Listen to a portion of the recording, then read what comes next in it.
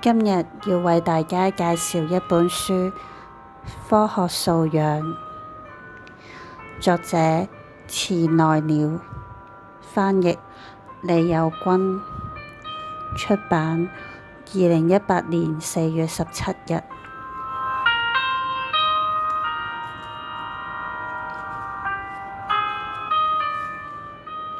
呢本書作者係一位日本物理學家池內遼。池內遼除咗係一位成功嘅科學家，其實都為日本寫咗超過50本科學書。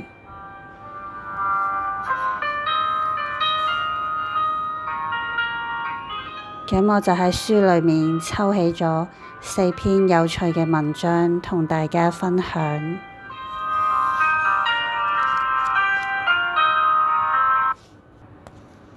第一篇文章就係永動機。永動機喺拉丁文中嘅意思係恆久運轉之物，堪稱人類嘅夢想。呢種機器雖然冇燃料、冇肌肉嘅力量、冇風或者水嘅流動、冇電力，亦都冇外間添加任何嘅能源，佢都能夠自己不斷運轉到永遠。有咗呢部機器之後，就可以幫人類不停咁工作。儘管以往好多人嚟挑戰製作永動機，但係冇一個人係可以成功。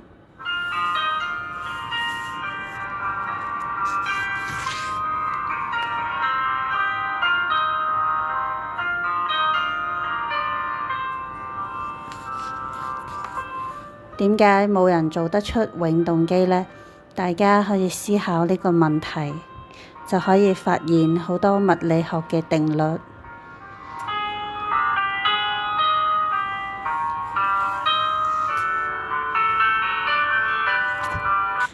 最早期嘅永動機係裝有重錘嘅錘子掛喺齒輪上面，然之後左右咁樣轉動。但係經過時間，齒輪軸心嘅摩擦力慢慢減低，最後就停止轉動。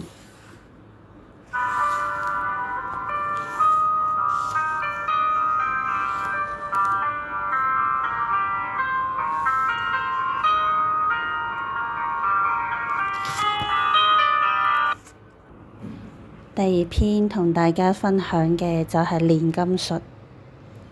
呢種技術係添加藥品溶化或者製造，試圖將鉛或者鐵呢啲常見嘅金屬轉化為黃金。如果能夠行得通，就可以發大財。過往1400年以上嘅時間，就有好多人挑戰煉金術。據說牛頓都沉迷於煉金術。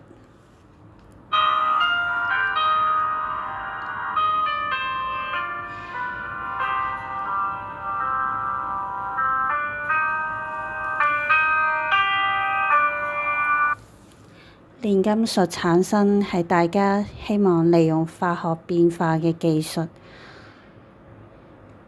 就好似黏土製作陶瓷，又或者係麵粉、酵素製作麵包，或者係穀物製造酒。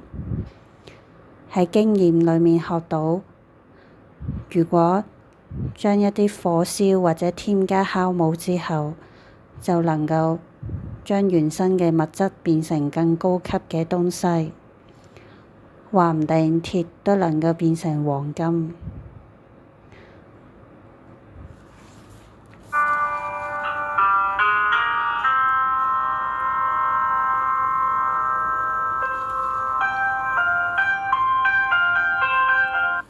但係最後佢哋發現，物質係由唔同嘅原子所組成。就算靠化學嘅反應將原子嘅組合方式改變，原子本身都唔會改變。所以煉金術就喺18世紀停止咗，證明煉金術係唔可能實現。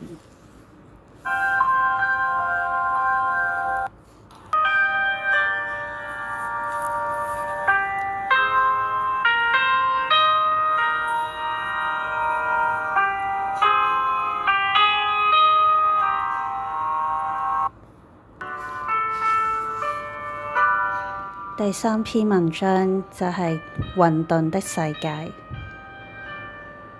以牛頓力學嚟講，如果提供初次嘅條件，就可以發現之後嘅狀態。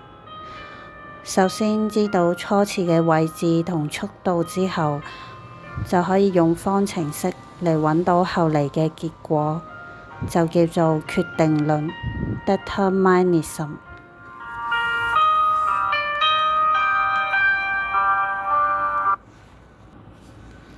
但係喺混沌嘅狀態下，就算搜集到初次嘅條件，亦都冇辦法定論之後嘅結果。一啲混亂得唔到規律嘅運動，就叫做混沌。例如由水變成蒸汽之類嘅變化，空氣同水嘅流動變成亂流嘅時候，水龍頭滴答滴答滴落嚟嘅水珠，熱水沸騰時嘅對流運動，同埋一啲墨汁滴入去水裡面嘅變化，散亂嘅時候稱為混沌。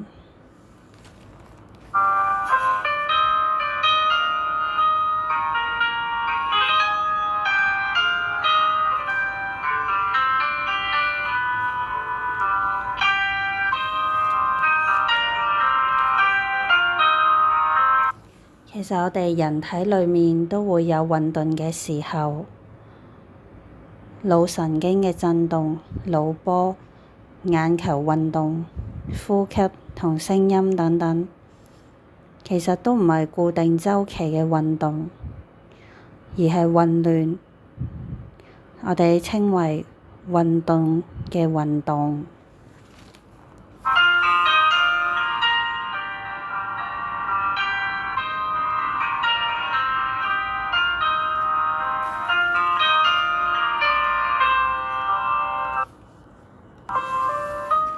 第四篇就係蝴蝶效應。一隻蝴蝶飛舞會引發颱風。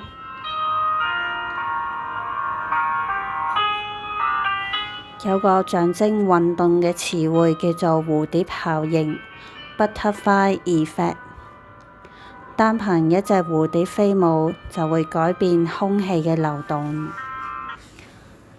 然後空氣就會稍微變化。空氣就處於混沌嘅狀態，氣流就會大幅改變，最後或許就會變成颱風。呢啲就叫做蝴蝶效應。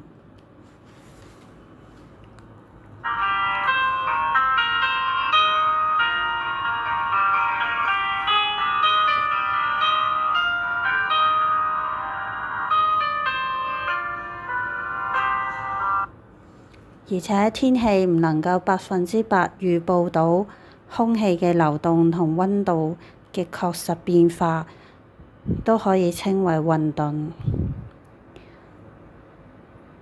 而且混沌係唔會有物理量去量度佢係什麼，而人類嘅體內，尤其係腦袋，充滿住混沌。似乎混沌都係人生命裡面扮演重要嘅角色。混沌喺我哋社會中仍然留有好多未解之謎。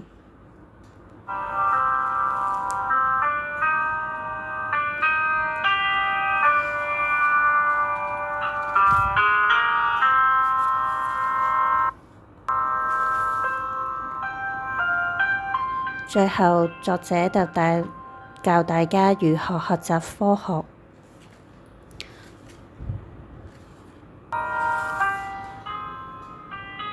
大家想學習科學，可以把握機會喺放假嘅時間，利用身邊嘅資源，令到科學變得更親近。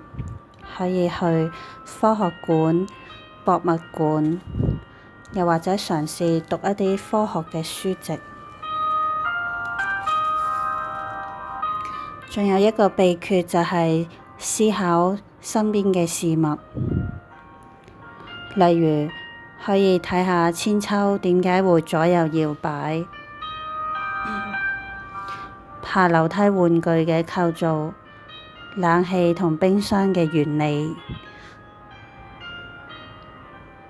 就算係理所當然嘅事情，仔細咁思考，就會發現好多不可思議嘅事情。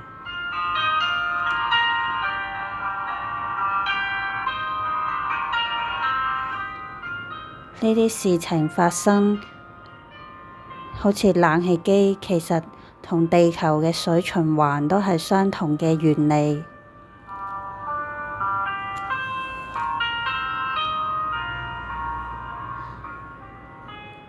希望大家可以鍾意我今日分享嘅書，多謝大家，拜拜。